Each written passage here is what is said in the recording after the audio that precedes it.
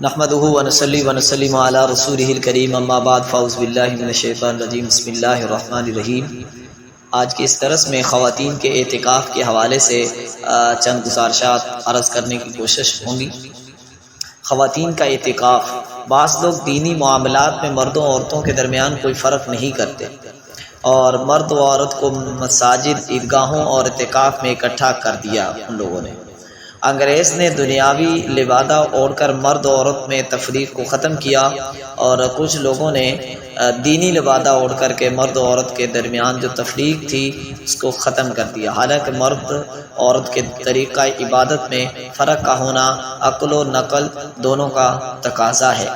عبادات دو طرح کی ہیں، نمبر 1 بدنیہ، نمبر 2 مالیہ۔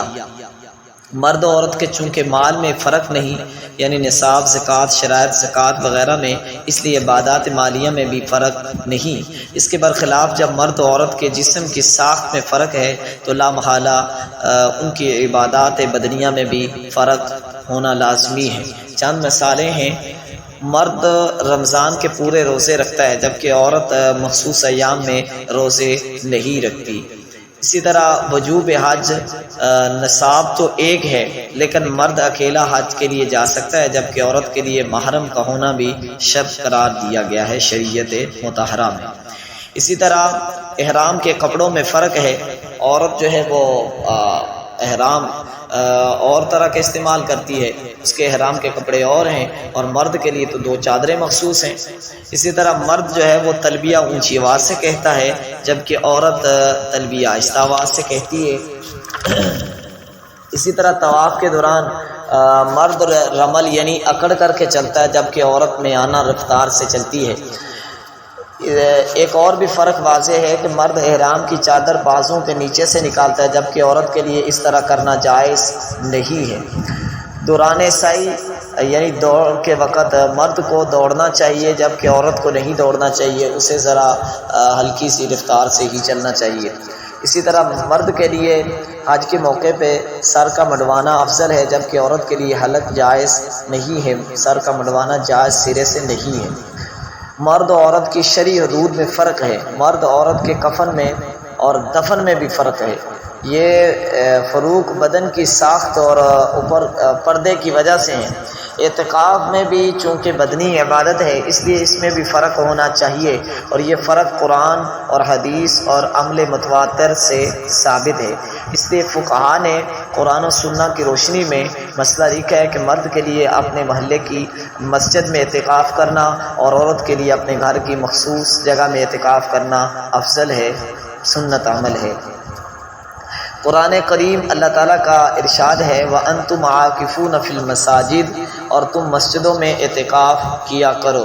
اس آیت کی تفسیر میں حضرت امام ابو بکر جساس رحمۃ اللہ تعالی وہ فرماتے ہیں، جو 370 ہجری میں وفات ہے ان کی، وہ فرماتے ہیں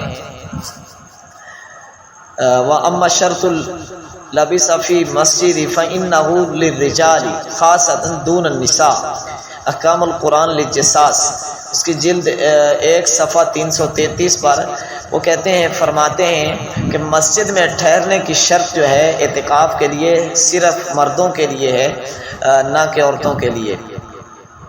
وَأَنْتُمْ عَاكِفُونَ فِي الْمَسَاجِدِ، اس آیت میں جو مخاطبین ہیں وہ مرد حضرات ہیں، عورتیں نہیں ہیں۔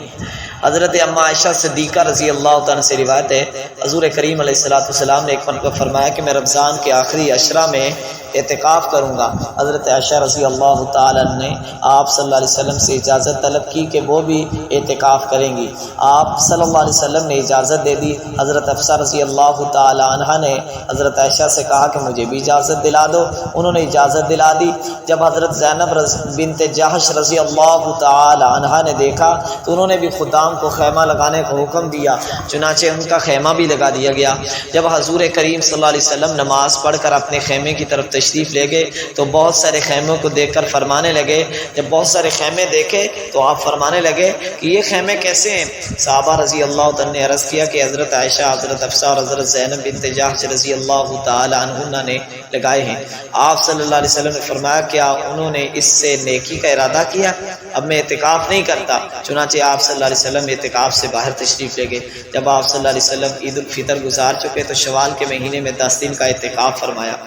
قارئین کرام، سامعین احباب، اس حدیث مبارکہ سے صاف طور پر یہ بات معلوم ہوتی ہے کہ عورت کو مسجد میں اعتکاف نہیں کرنا چاہیے، ورنہ آپ صلی اللہ علیہ وسلم ازواج مطہرات رضی اللہ عنہم کے خیمے لگ جانے کے بعد اکھاڑنے کا حکم نہ فرماتے اور خود وہ اعتکاف سے باہر تشریف نہ لے جاتے۔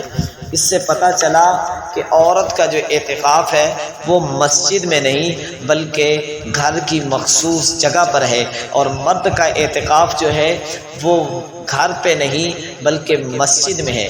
تو احباب اس چیز پہ کوشش کیجئے گا، غور کیجئے گا۔ اللہ تعالی ہم سب کو دین کو سمجھنے کی توفیق دے اور دین کے اوپر چل کر کے رسول کریم صلی اللہ علیہ وسلم کی مبارک سنتوں کو سیکھنے کی اور عمل کرنے کی توفیق دے۔ احباب اعتکاف بیٹھیے گا اور پوری امت کو دعاؤں میں یاد رکھیے گا۔